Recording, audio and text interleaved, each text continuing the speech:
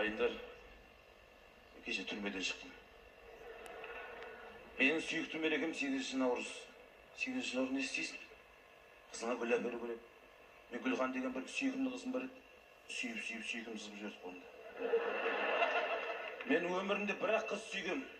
Үшеуі сүйгізбей кетті. Содан қызыма гүл алу керек енді. Әкеме барып көке бір 150 теңге бер, гүл алды. Ауылда ақша жоқ, білесіздер ғой енді. 150 теңге, 150 теңге сол гүлді қанша ұнамаймыз ба деп бірдеңе деп кетті. Содан ауылдың салт дәстүріне көштік қой, жаңа тауық ұрлау.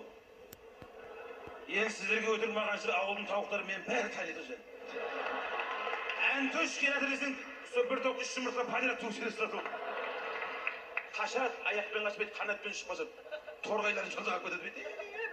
Қоқ демейді, ойбай деп қашады. Содан не керек, жаңа тауықты ұрладық, енді Құдайға шүкір 1-2 тауық бұйырған екен. Соны 150 теңге гүл алып, Гүлханның үйіне барсам, адам деген толып жүр. Қайтыс болып бір атасы өлейін деп жүр деп естісем, соны бір атасы қайтыс болып көңіл айтын деп баратсам, біреуді сұрап, "Ей, не болып жатыр?" десем, "Гүлхан тұрмысқа шығып кетті" дейді.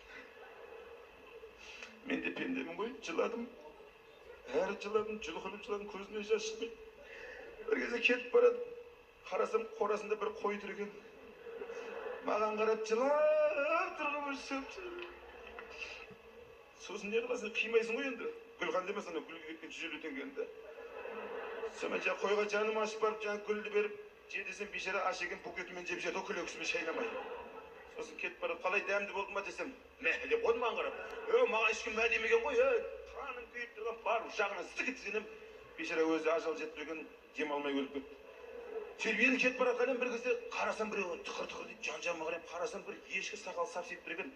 Заянан жазып жіберіп мүмкін деді, жағынан бір деп. Енді кетіп барасам, ойбай деген дауыс шықты да, жайлап барып іспес жағып қарасам, ешкі емес, Гүлханның атасы дәрет алып отыр екен ғой.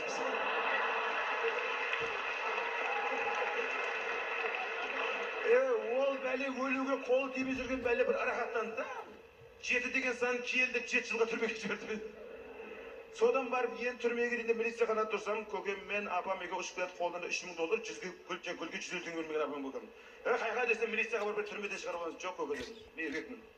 Мен түрмеге жатамын дедім. Мына 3000 долларға одында бір машина такси береді күн көрінді. Деп еркекше сөзін берсем, көкем қуанып, "Ал балам, қолың жай" деп қойды маған.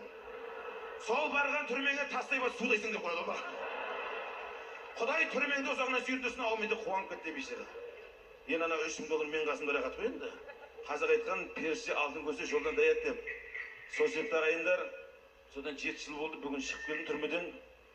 Енді қыздарға айтатын айналайын қарындастар, махаббат сатпаңдар, жігіттердің сенімін ақтаңдар.